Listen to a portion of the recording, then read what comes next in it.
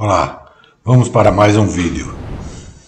A nossa aula 5, ela vai tratar de um assunto que não é diretamente ligado à mecânica dos fluidos. Ela vai servir de subsídio porque vai trazer alguns conceitos que nós vamos precisar de usar no próximo vídeo. E de quebra também esse assunto de hoje, momentos de área, é bastante importante, não só na mecânica dos fluidos, como e principalmente na mecânica dos sólidos ou resistência dos materiais. Então vamos lá estudar sobre momentos de área. Então, o momento de uma força, que a gente chama de torque, é a força multiplicada pela distância ortogonal ao eixo de rotação, como a gente está vendo aqui. Já o momento de uma área é a área vezes a distância ortogonal ao eixo. E o momento de uma massa é a massa vezes a distância ortogonal ao eixo também, né?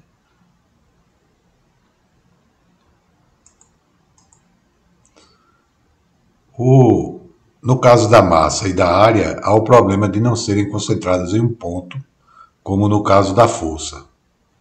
No caso da área, o ponto no qual assumes que a área está concentrada, a gente chama de centroide da área. E no caso da massa, o ponto no qual assumes que a massa está concentrada é o centro de gravidade. Então, o primeiro momento de área em relação ao eixo SS é o produto entre a área A e a distância Y, que é a distância do centroide ortogonal ao eixo que a gente está referenciando. Então, o primeiro momento de área é a área vezes a distância do centroide ao eixo. Vamos guardar isso que a gente vai precisar no próximo vídeo. E dessa forma a gente pode definir a posição do centroide em relação ao eixo, né? Fazendo aqui o inverso, a distância ao centroide vai ser o primeiro momento de área dividido pela área. Para as formas simétricas simples, né, a posição do centroide é facilmente definida. Por exemplo, vamos encontrar a forma para o primeiro momento de área de um retângulo em torno de um dos seus lados mais longos, sabendo que as dimensões dos lados são B e H. Então, B e H, e aqui a gente vai encontrar a forma para o primeiro momento de área de um retângulo em torno dos seus lados, né? Então, a gente sabe aqui, no caso de um retângulo, o centroide é bem definido aqui no encontro das duas diagonais principais, né? E aí a gente visualiza que a distância do eixo que passa pelo centroide ao eixo SS, que a gente está tomando como referência, que é um dos lados, né? É igual a H sobre 2. E a área, como a gente sabe, de um retângulo é base vezes altura. Então, o primeiro momento de área é a área, base vezes altura, multiplicado por H sobre 2, dá BH sobre 2, como a gente viu aí facilmente. Também, no caso de uma circunferência, né, vamos encontrar a fórmula para o primeiro momento de uma área circular em torno de um eixo que tangencia a circunferência em função do diâmetro D, a fórmula, né? Então, como o centroide é o centro geométrico, a distância perpendicular ao eixo que a tangencia é a metade do diâmetro, né? Então, y igual a d sobre 2. E como a gente sabe, a área de uma circunferência é π vezes d ao quadrado sobre 2, sobre 4. Então, o primeiro momento de área, o produto dos dois vai dar π vezes d ao cubo sobre 8. E aí a gente pode trabalhar para encontrar a distância do centroide a um eixo de referência. Se a forma que a gente estiver trabalhando, a superfície, for a junção de várias superfícies mais simples, a gente pode fazer dessa forma. Calcule o primeiro momento de área da forma ao lado em torno do eixo SS. Então, o eixo SS está aqui embaixo. E defina a posição do centroide. A gente observando a figura, a gente vê que esse retângulo de baixo ele tem 30 milímetros de base, enquanto que o de cima tem 40 milímetros de base. E a gente vai esperar que essa área maior em cima distancie um pouco o centroide da sua posição aqui, que seria a metade da altura total. Então vamos fazer o seguinte. Ó. Na superfície A, a gente calcula a área 40 vezes 10, 400 milímetros quadrados. A distância y bar vai ser a do centroide dessa superfície retangular de cima, que é essa aqui, que seria 60 menos 5, né? Metade de 10 aqui, 55. Fazendo o produto, a gente encontra o primeiro momento de área.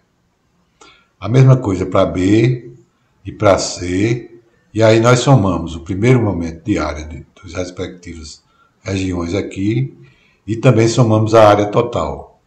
E aí o primeiro momento de área vai ser 35.500 milímetros cúbicos.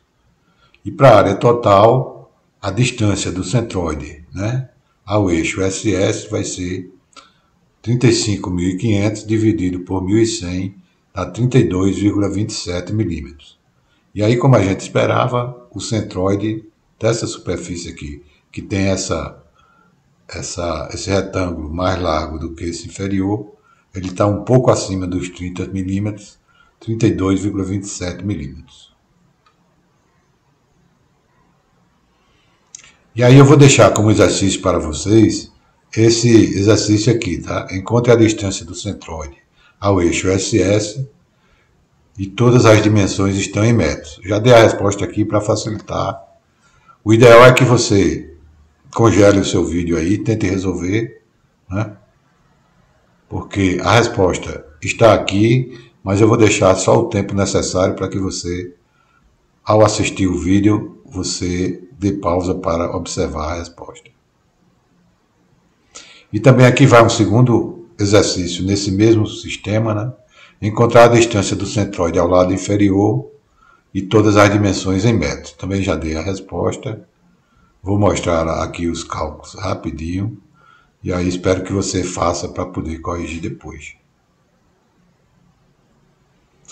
Então a gente viu que é o primeiro momento de área, né? Vamos falar agora sobre o segundo momento de área, né? Então, ó, se qualquer quantidade é multiplicada pela distância ortogonal ao eixo por 2 vezes, se obtém o segundo momento, tá? Então, a massa multiplicada pelo quadrado da distância a gente chama de momento de inércia, que é o segundo momento de massa. Já a área multiplicada 2 vezes pela distância ao eixo é o segundo momento de área, né? Que nós vamos estudar agora. E ambos são denotados pela letra I. Infelizmente, tanto massa como área estão espalhadas e não se concentram em um único ponto. Não podemos usar o centroide para calcular o segundo momento de área, porque imagine que essa área aqui seja formada por várias faixas verticais aqui, tá? Então, a distância, eu calcular, multiplicando a distância dessa primeira faixa, elevando ao quadrado, vai ter muito menos influência do que eu pegar a distância dessa última faixa e elevar ao quadrado. Ou seja, elevar ao quadrado a distância causa um efeito maior para as partes que estão mais distantes que para aquelas partes mais próximas. Então, a gente faz esse cálculo somando diversas areazinhas, né? Calculando o momento de diversas areazinhas e somando. Então, ó, consideremos a área composta pela soma de muitas faixas elementares de comprimento B e largura dy. A distância da faixa ortogonal ao eixo é y. Essa distância dy é tão pequena que vai se reduzir a um retângulo aqui, tá? Então, a área da faixa dA vai ser o quê? A base vezes a altura, que é igual a de um retângulo, que é B dy. O primeiro momento dessa área da faixa aí vai ser o quê? Vai ser a distância y vezes essa área dA. Então, vai ficar B dy, que é a área, multiplicado por y, py dy. E o segundo momento de área da faixa, y2 dA, então fica by ao quadrado dy.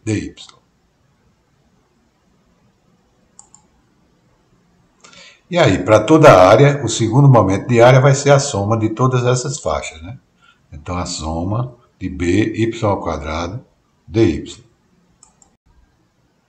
Então, Agora a gente vai derivar uma forma padrão para o segundo momento de área para um retângulo de lados B e H em torno de um eixo que passa pelo seu centroide, GG aqui, e é paralelo aos lados maiores. Então, no caso, aquele Bzinho lá da elipse agora é constante, porque trata-se de um retângulo, e aí a gente vai calcular o segundo momento de área dessa forma aqui. Então, para abranger toda a área, a gente vai partir dos limites de menos H2 a mais H2 e integrar by2 dy. Como o b é constante, ele sai da integral e fica a integral de y2 dy, nesses limites, vai ficar y3 sobre 3, e quando a gente aplica o limite, o resultado é base vezes altura ao cubo sobre 12, é o momento de inércia de uma área retangular em relação ao eixo que passa pelo seu centroide. Então, se desejamos encontrar o segundo momento de área de uma forma em torno de um eixo paralelo àquele que passa pelo centroide GG, então esse eixo SS aqui, a gente utiliza o teorema do eixo paralelo. E ele diz o seguinte: o segundo momento de área em relação ao eixo SS é o segundo momento de área em relação àquele eixo que passa pelo centroide, GG, mais o produto da área multiplicado pela distância do centroide ao eixo SS, elevado ao quadrado.